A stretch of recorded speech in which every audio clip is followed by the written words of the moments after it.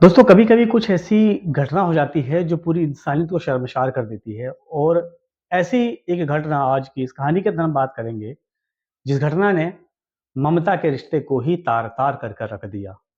जिसने भी इस घटना के बारे में सुना, हर कोई हैरान रह गया, दंग सा रह गया कि भाई आखिर ऐसा कैसे हो सकता है।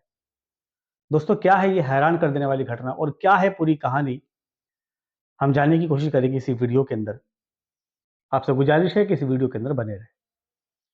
दोस्तों मेरा नाम है अब्दुल जब्बार और आप लोग देख रहे हैं न्यूज़ शेल्टर। दोस्तों आज की ये दर्द भरी कहानी है उत्तर प्रदेश के आगरा की, जहाँ पर एक गली के अंदर बोरे में लोगों को सुबह-सुबह कुछ मिलता है। लोग अचानक से इस नई चीज़ को वहाँ पर गली में देखकर हैरान हो से रह जाते हैं। लोग उसको खोलते हैं और जब खोलते हैं तो उन लोगों के दुःख का और हैरानियत का कोई ठिकाना नहीं रहता कि आखिर इसके अंदर एक बच्चे की लाश होती है। दोस्तों लोग आनन-फानन में पुलिस को फ़ोन कर देते हैं, पुलिस आती है, उस बच्चे की लाश को वहाँ से उठाकर पीएम के लिए भेज दी जाती है और उसके बाद लग जाती है इस बच्चे की लाश की मर्डर की मिस्ट्री की हिस्ट्री को सुलझाने के लिए। दोस्तों अब पुलिस लग जाती है इस केस की छानबीन के ऊपर और इस छानबीन की कड़ी में वो लाश के ऊपर जो खून लगा हुआ होता है, उसी की जाँच-पड़ताल करते हुए वो आगे तक पहुँचती है, तो ये खून के कुछ धब्बे उसको उस लाश के जो चाचा होते हैं, चाचा की सीढ़ियों पर भी मिलते हैं। चाचा की सीढ़ी के ऊपर खून के धब्बों का मिलना इसको बड़ा हैरान कर देता है और पुलिस के शक के दायरे को और बढ़ा देता है। जब चाचा के घर की सीढ़ियों के ऊपर इस खून के धब्बे मिलते हैं, तो पुलिस इस चाचा को उठा लेती है और उससे सख्ती के साथ में पूछताछ करती है। लगभग 15 मिनट तक इससे पूछताछ होती है, लेकिन ये शख्स कुछ भी बताने को तैयार नहीं होता है। लेकिन 15 मिनट के बाद पुलिस की सख्ती के आगे ये शख्स टूट जाता है और अपने जुर्म और अपने गुनाह को कबूल कर लेता है और उसके बाद ये शख्स ऐसी बात बताता है, इस बात से पूरी ममता ही शर्मसार होकर रह जाती है।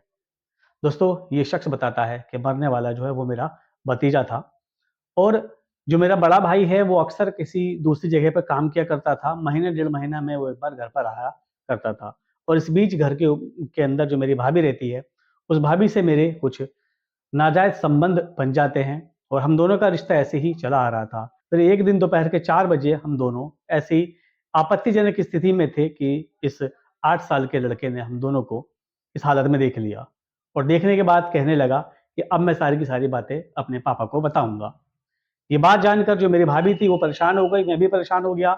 मेरी मैंने अपनी भाभी से कहा कि क्या करना है, तो भाभी ने एक ही अल्फ़ाज़ कहा कि पूछते क्या हो, अब इसे मार डालो, वरना ये बात सबको ये बता देगा। दोस्तों अपनी भाभी के मुँह से ये बात सुनकर इस शख्स ने अपने भतीजे के ऊपर किसी चीज़ से प्रहार किया और प्रहार पे प्रहार करते हुए इसकी जान ले ली।